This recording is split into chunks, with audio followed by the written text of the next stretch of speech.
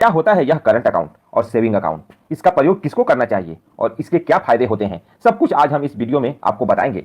दोस्तों, आपने भी अक्सर एटीएम से पैसे निकालते होंगे।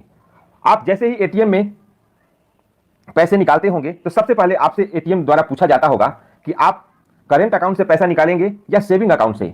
इन दोनों में से किसी एक को सिलेक्ट करना होता है। दोस्तों, बहुत सारे लोगों को यह नहीं पता होगा कि करंट अकाउंट और सेविंग अकाउंट में आखिर अंतर क्या होता है।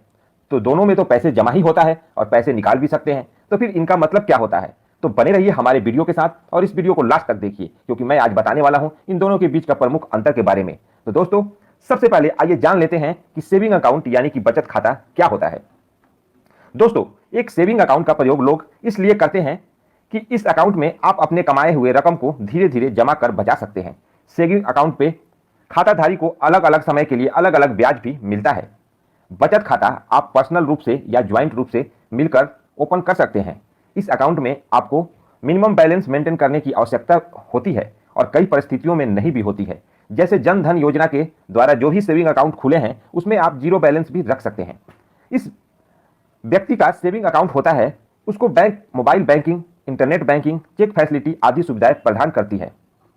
तो दोस्तों, यह तो रही सेविंग अकाउंट के बारे में प्रमुख जानकारी। अब आइए आपको बताते हैं करंट अकाउंट यानी चालू खाता के बारे में मुख्य बातें।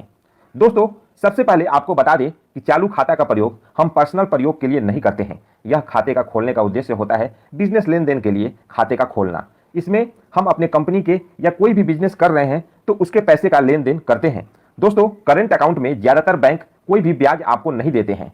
अकाउंट का सबसे बड़ा फायदा क्या होता है, इसमें पैसे निकालने और जमा करने की कोई सीमा नहीं होती है। आप जितना चाहे पैसा निकाल सकते हैं या जितना चाहे पैसा जमा कर सकते हैं, लेकिन सेविंग अकाउंट में ऐसा नहीं कर सकते हैं। उसमें पैसे निकालने और जमा करने की भी लिमिट होती है। इसीलिए दोस्तों, अधिकतर बिजनेसमैन करंट अकाउंट का प्रयोग करते हैं। वर्तमान में करंट अकाउंट धारी को भी बैंक एटीएम, चेकबुक और इंटरनेट बैंक की फैसिलिटी प्रोवाइड करवाती हैं। दोस्तों, यह तो रही चालू खाता और बचत खाता की मुख्य विशेषताओं के बारे में कुछ जानकारी। अब हम आपको इन दोनों के बीच के मुख्य अंतर क्या है वह बताने जा रहे हैं। दोस्तों, सेविंग अकाउंट और करंट अकाउंट का मुख्य अंतर यह होता है कि सेविंग अकाउंट हमारे बचत को बढ़ाने के लिए खोला जाता है, वहीं पर करंट अकाउंट हमारे बिजनेस में आए पैसे के लेन देन के लिए खोला जाता है। दोस्तों, बचत खाता ज्यादातर वो लोग खोलते हैं क्योंकि जो कहीं पर सरकारी या प्राइवेट नौकरी करते हैं, उसमें उनकी सैलरी अकाउंट भी होती है। लेकिन करंट अकाउंट ज्यादातर बिजनेसमैन, कोई एनजीओ या कंपनी द्वारा खोली जाती है। सेविंग अकाउंट में महीने में लेन देन की सीमा होती है। आप इस महीने में इससे ज्यादा पैसा नहीं निकाल सकते हैं। अगर आपको यह चीज करना है तो इसके लिए आपको कुछ चार्ज बैंक को देना पड़ेगा। लेकिन अगर आपके पास करंट अकाउंट है तो ऐसी आपको कोई भी प्रतिबंध नहीं है। आप जितना मर्जी चाहे बैंक से पैसा निकाल या जमा कर सकते हैं।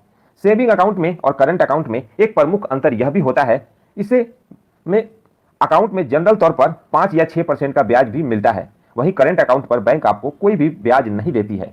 दोस्तों, सेविंग अकाउंट और करंट अकाउंट में आजकल मिनिमम बैलेंस रखने की प्रतिबद्धता हो गई है। अगर आप मिनिमम बैलेंस मेंटेन नहीं रखते हैं तो आपको बैंक द्वारा पेनल्टी वसूली जाती है। लेकिन सबसे बड़ी बात यह है कि सेविंग अकाउंट और करंट अकाउंट में मिनिमम बैलेंस बहुत कम होता है, वहीं करंट अकाउंट में मिनिमम 10,000 तो होता ही है। तो दोस्तों, उम्मीद है यह जानकारी आपको अच्छी लगी होगी। तो फिर मिलते हैं ऐसे ही किसी जानकारी वाली वीडियो के साथ। तब तक अपने दोस्त को दीजिए इजाजत। धन्यवाद।